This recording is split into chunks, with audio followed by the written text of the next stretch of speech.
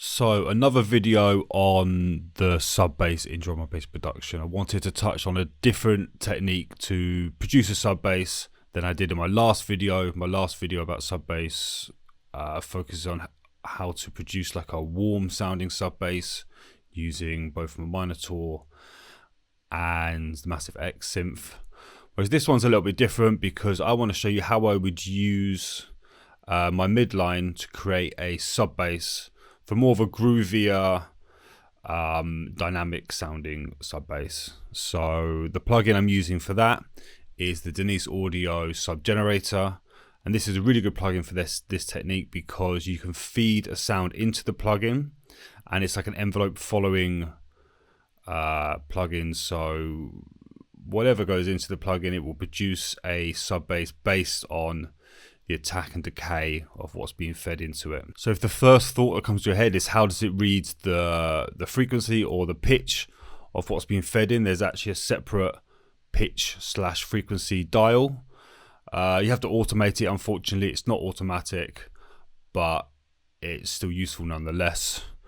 And I want to show you how to do that now in Ableton. So here are the mids I had from my last video about the analog signal chain. And I want to use these mids as a trigger for the sub layer. So let's just hear back these sounds.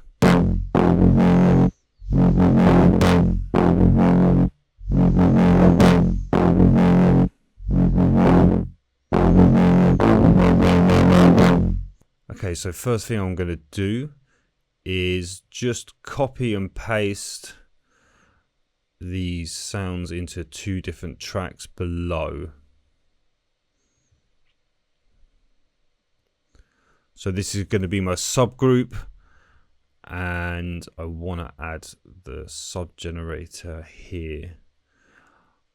I always feel like it's better to have the sub on a separate channel because, I mean, with this sub generator plugin, you do have the option to just place it as a plugin in the chain on the mids, but it's always better to create a separate subgroup and channels because it makes them way easier to mix when you come to the final mix down stage, because the sub needs to be one of the loudest things in the mix for me. It needs to be above the kick, above the mids, so having that independent control is pretty useful. So here's my subgroup and the sub generator.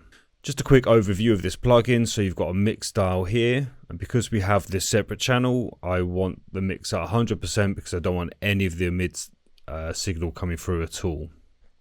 You have an input and output gain. You have rise and fall, which is attack and release. Your low pass filter to filter down the frequencies produced by the sub generator. So we want really low frequencies here, so nothing more than, I don't know, 120, something like this. If you do choose to use this plugin as a plugin in the signal chain on your mids, then this replace button is really useful because it will just cut below a certain frequency. I think it's about 150, and it will replace any sub with the sub that the sub generator produces. So that's a really good feature, but my suggestion is create a separate group. The solo just solos the signal, just solos the sub, so you're just hearing the sub, which is pretty useful when it comes to mixing. And the adapt button makes it an envelope following plugin, because if you turn it off, it just plays the sub. And in that case, the mix dial becomes like a level for the sub. So that's the sub generator. Let's play this now with the MIDI triggers, the mid triggers.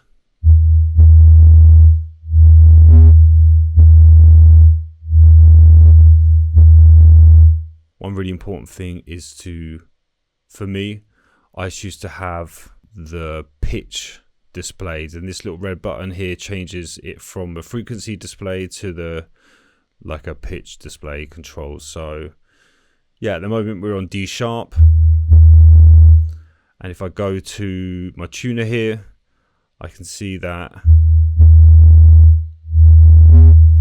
I mean, actually this isn't reading this very well at all, but it's a mixture of F and F sharp. So I can choose to, I mean, F is the kind of the fundamental note or frequency being used here. So I'm going to go down to F on my frequency dial here. Let's listen again.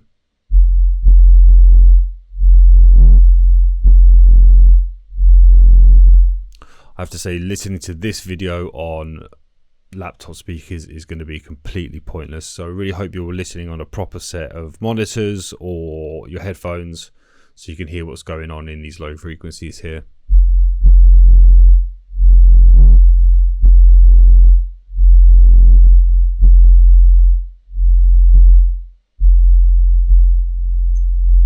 Okay, so we're now producing a subtone from the mids. Let's shape these a little bit.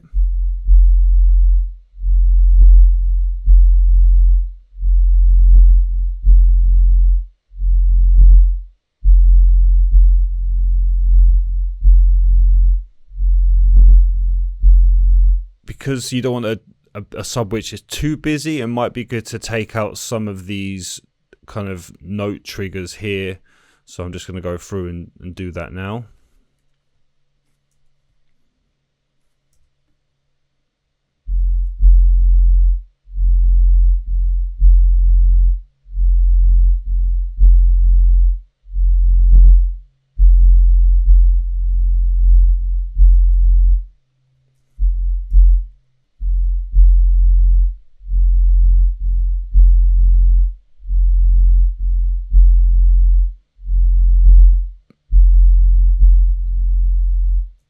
Okay, that's good, but we still want to do some automation on the pitch control here, because as I said, it doesn't read the pitch automatically, so you have to do it by automation. Choose frequency here.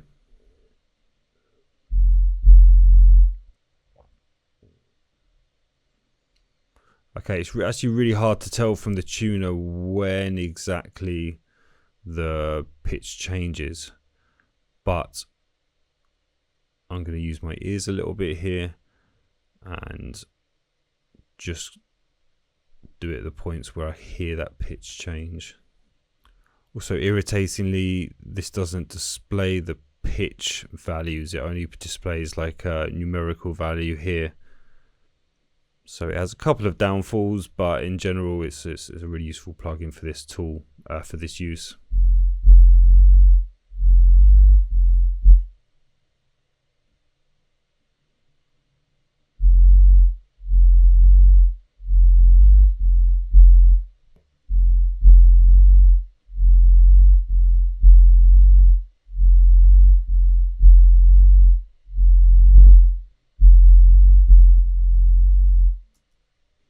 Now let's hear the two together.